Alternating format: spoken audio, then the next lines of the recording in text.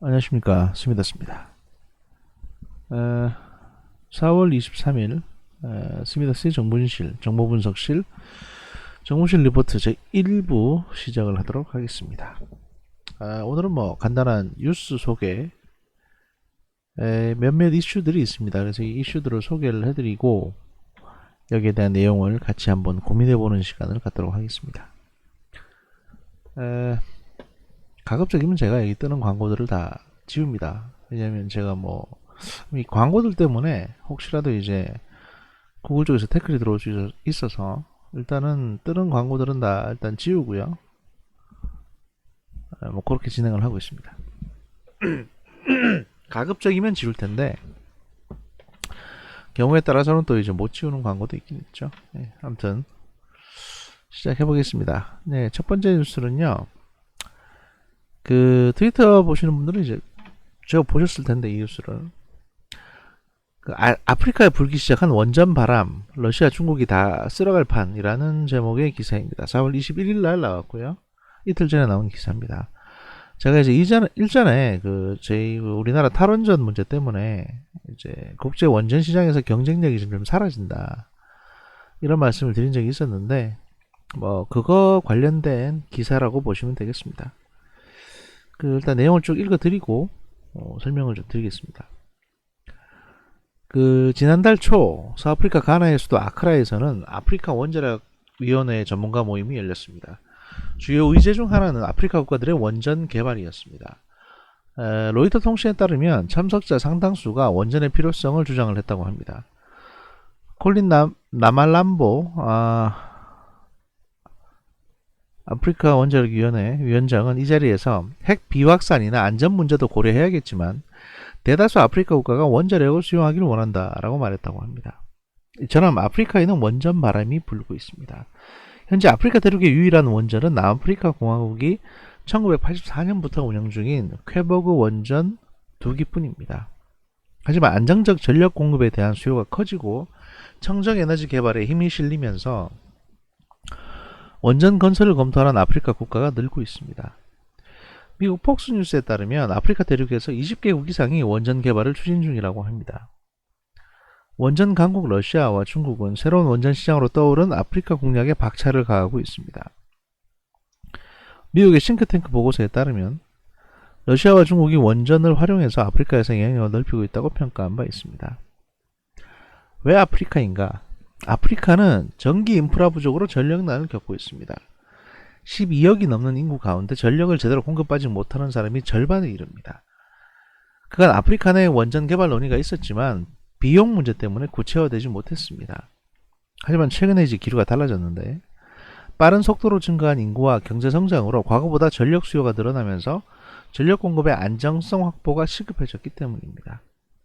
대표적인 곳이 짐바브웨와 잠비아이고요. 두 나라는 그동안 수력 발전을 이용했지만 지구 온난화로 인한 가뭄으로 강수위가 크게 낮아지면서 전기 공급에 차질을 빚고 있습니다. 그래서 두 나라는 대안으로 원전 건설을 고려하고 있고 케냐와 에티오피아도 비슷한 상황입니다. 러시아와 중국은 이런 아프리카 시장을 선제적으로 공략을 하고 있습니다. 러시아는 자국 내 원전 40기 이상을 건설 운영하며 쌓은 노하우를 바탕으로 아프리카 진출에 나섰습니다. 그 중심에는 세계 12개국에서 원전 36기를 건설 중인 국영 원전 기업 로사톰이 있습니다.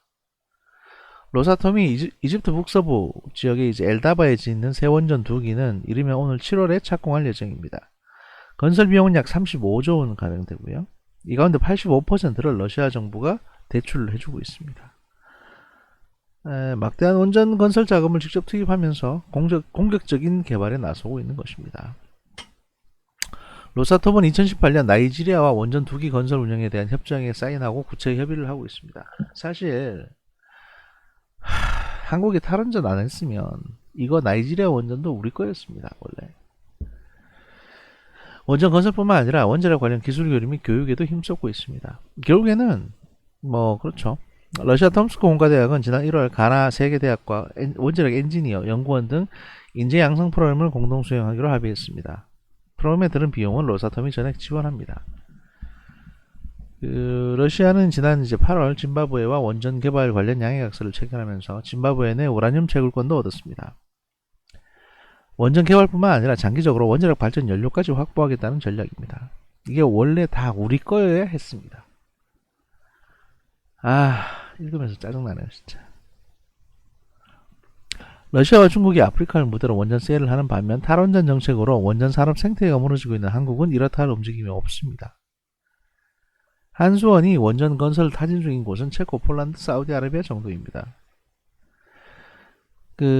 한 국내 원전 전문가에 따르면 한국은 기술 경쟁력은 물론 다른 수출국에 비해 가격이 저렴한 가성비 좋은 원전 기술을 보유하고 있다며 막대한 원전 건설 비용에 부담을 느끼는 아프리카 국가에 한국 원전은 좋은 대안이 될 수 있는데 적극적인 수주 전략이 없어서 안타깝다라고 말했다고 합니다. 그러니까 청와대나 정부가 관심이 없다는 거죠 여기. 이게 말이죠. 간단히 말씀드리면요. 멍청한 환경론자들은 이런 얘기 할 수 있습니다. 아니 아프리카 사하라 사막에 태양광을 확 깔아가지고 거기서 발전을 하게 되면 얼마나 좋겠냐라고 얘기하시겠지만 아프리카 대륙이 얼마나 넓은지 아십니까? 그 넓은 대륙에 사하라 사막에서 멀리 떨어져 있는 국가는요.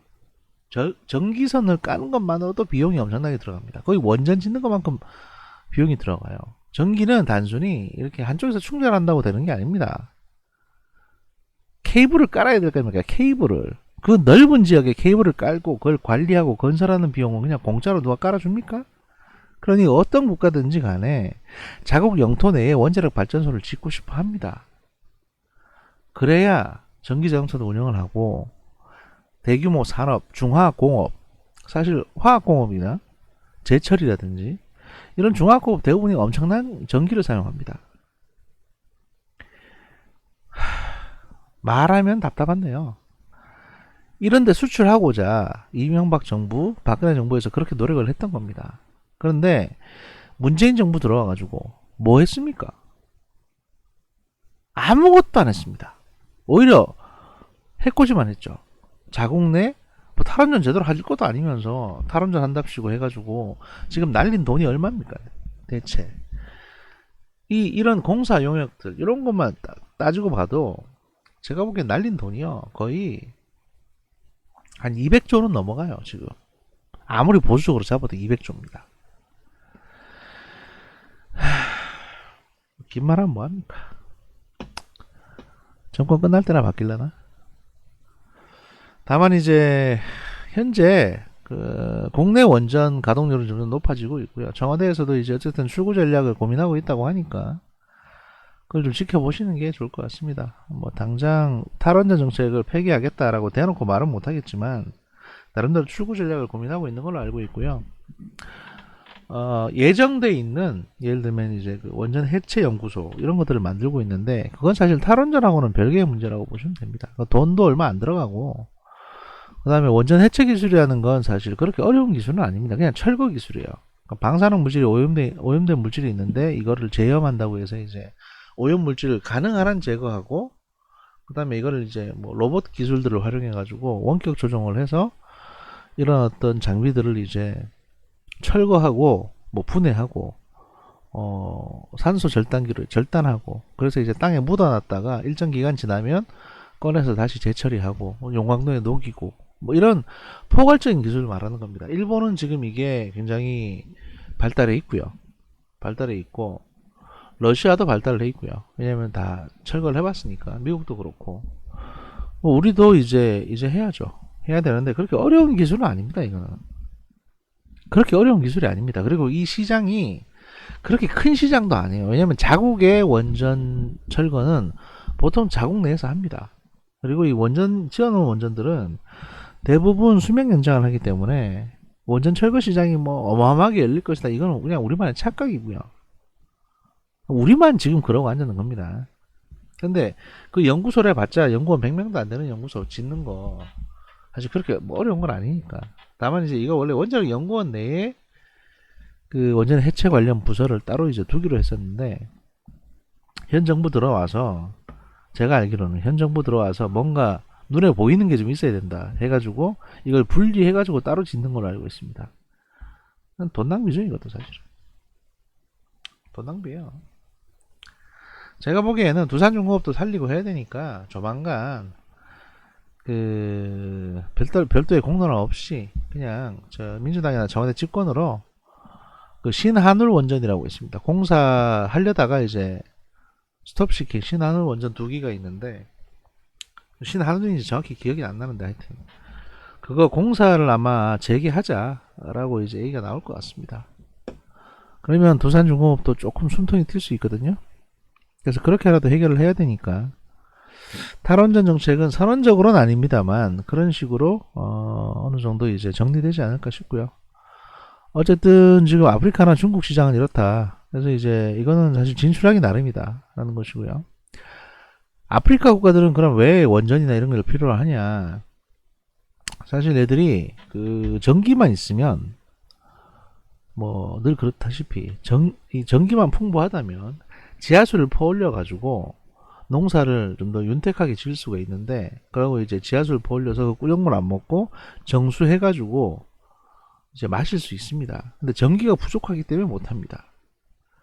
근데 아프리카는 이 지역별로 뭐 석탄이 풍부하다든지 이런 산지들이 많습니다. 그런데도 불구하고 이 석탄을 수출하거나 석탄으로 발전하기가 또 쉬운 환경이 아닙니다. 왜냐면 생산 지역이랑 공업 지역이랑 또 거리가 굉장히 멀고, 그 사이에 이제 송전선을 깔게 되면 그 송전선 까는 비용도 까는 비용이지만 중간에 이거를 누가 뜯어서 갑니다. 그러니까 어떤 특정 나라들은 이걸 뜯어가 버려요. 그냥 이 설비들을. 약탈이죠. 그러니까 심지어는 석탄을 수출하기 위해서 철도를 깔아 놓으면 밤에 그 레일을 들어가는 경우도 많습니다. 레일을 뜯어가지고 가는 겁니다. 아프리카는 아직 그런 곳입니다. 그건 이제 선진국 중심으로 원전을 짓겠다고 하는 거고요. 여기 보시면 이제 우리도 마찬가지고 지금 UAE 쪽에 원전 수출하고 나서 그 UAE 인력을 우리가 재교육을 하고 있는데, 원전 건설뿐 아니라 원전 관련 기술 교류 및 교육을 하게 되면 무슨 효과가 있냐.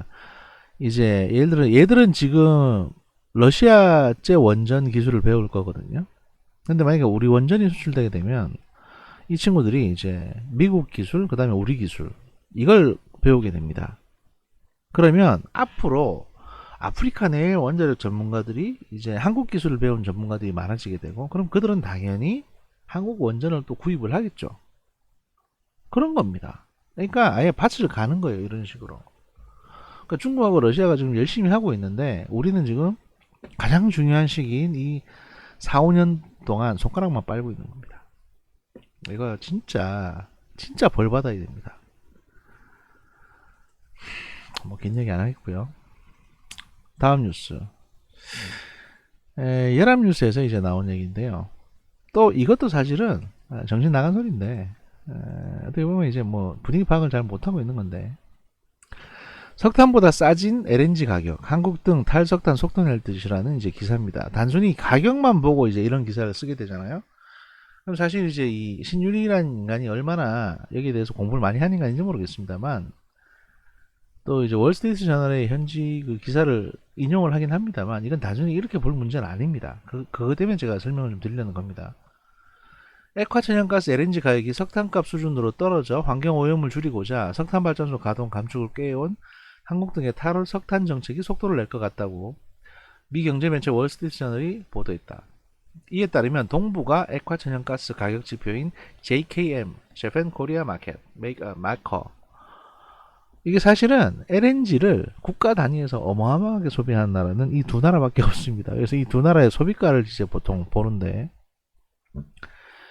현재 이제 3월 말 기준으로 100만 BTU 당 2.43달러로 호주산 석탄 가격을 밑돌았다. LNG를 사면 같은 돈으로 석탄보다 조금 더 많은 열량을 얻을 수도 있다는 얘기다. BTU는 열량을 표시한 단위다. 호주 북서부 앞바다 등 세계 여러 곳에서 LNG 생산업체가 추가로 등장한 데다가 신종 코로나 바이러스 여파까지 겹치면서 이 가격 지표는 작년 10월 이후 64%나 내렸다.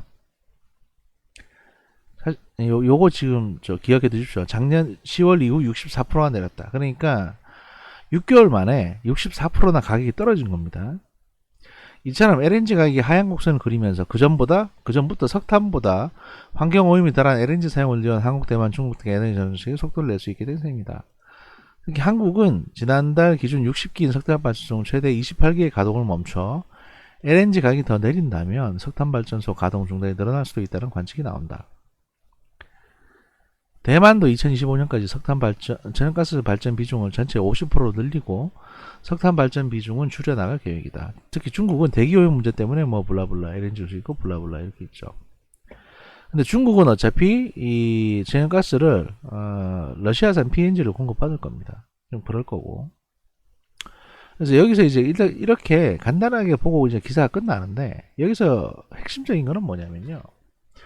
6개월 만에 64%가 떨어졌다는 겁니다. 그러면 석탄 발전소를 닫고 가능한 한 닫아버리고 LNG 발전소를 많이 돌리게 되면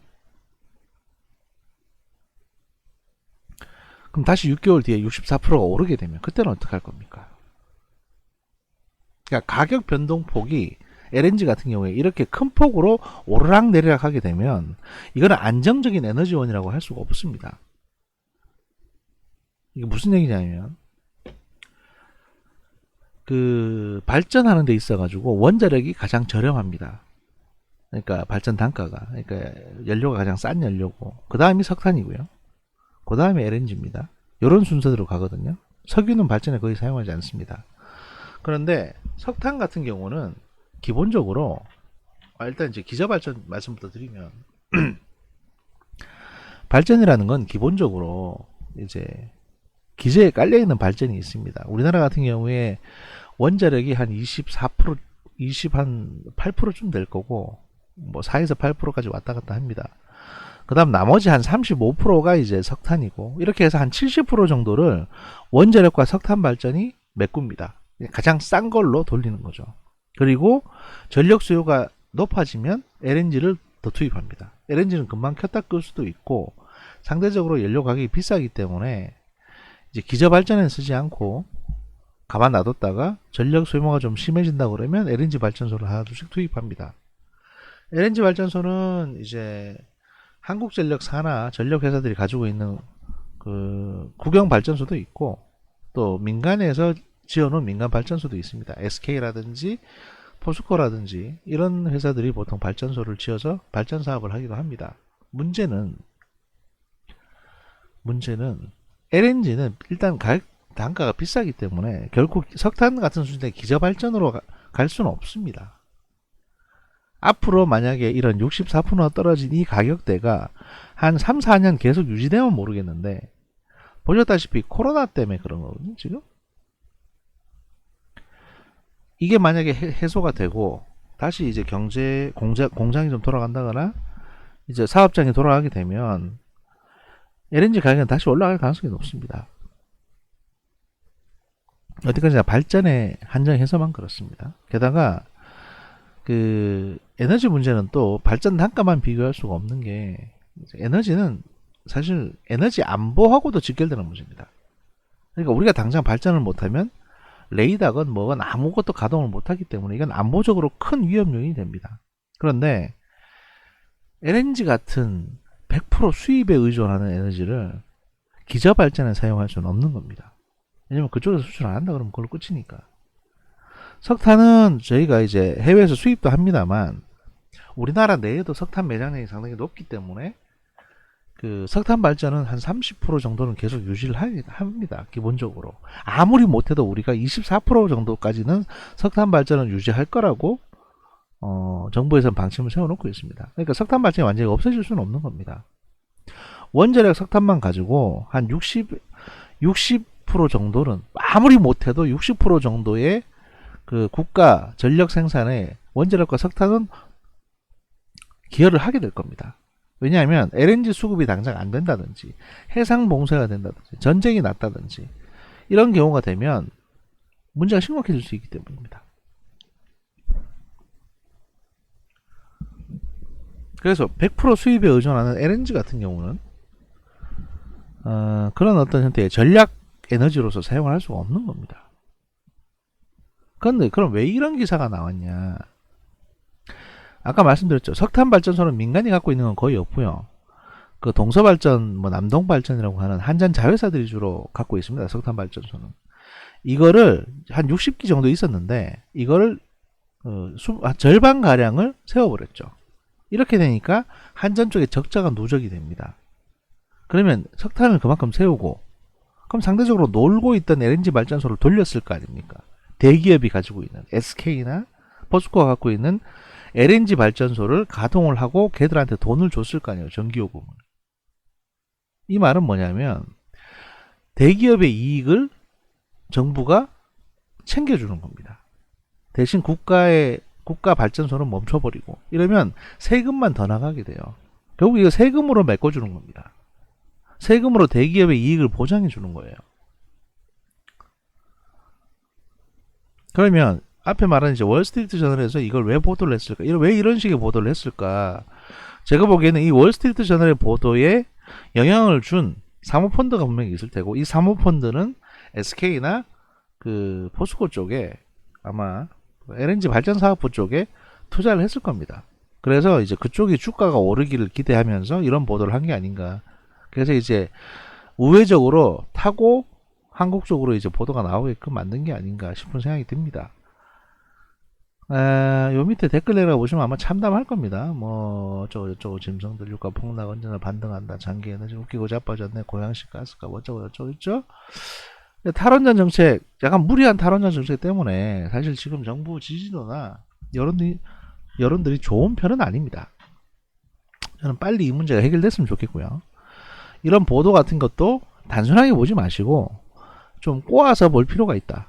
하여튼 뭐 이런 말씀을 제가 드리고 싶습니다. 솔직히 이 얘기를 제가 거의 한 7, 8개월 내내, 작년부터 시작하면 거의 1년 내내 했기 때문에 솔직히 더 이상 하고 싶지도 않아요. 이젠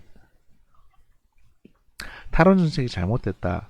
무조건 탈석탄 하는 것도 잘못됐다. 잘못됐습니다. 왜냐하면 순수 국산 에너지가 사실은 원자력하고 석탄입니다. 근데 이거를 안 쓰고 수입 에너지를 쓰겠다는 마인드가 도대체 어떤 대가리에서 그런 마인드가 나오는지를 모르겠습니다. 솔직히 왜 그러는지. 말하면 또 뭐 하겠습니까? 에? 하여튼 뭐 그렇고요. 좀 짧은 게 좋다고 하시니까 일단 에너지 문제를 다루는 정분실은 1부는 여기서 마치고요. 바로 2부 또 녹음해가지고 올리도록 하겠습니다. 일단 1부는 여기서 끝내겠습니다. 제가 가급적이면 20분, 30분 단위로 끊어볼까 지금 생각 중입니다. 저번에 한 40분 이래 보니까 듣는 사람들이 좀 부담스러워하는 것 같더라고요. 차라리 한 20분짜리 3개 올리든가 이런 게 낫지 않을까 싶기도 해서 일단 여기서 하나 끊겠습니다. 감사합니다.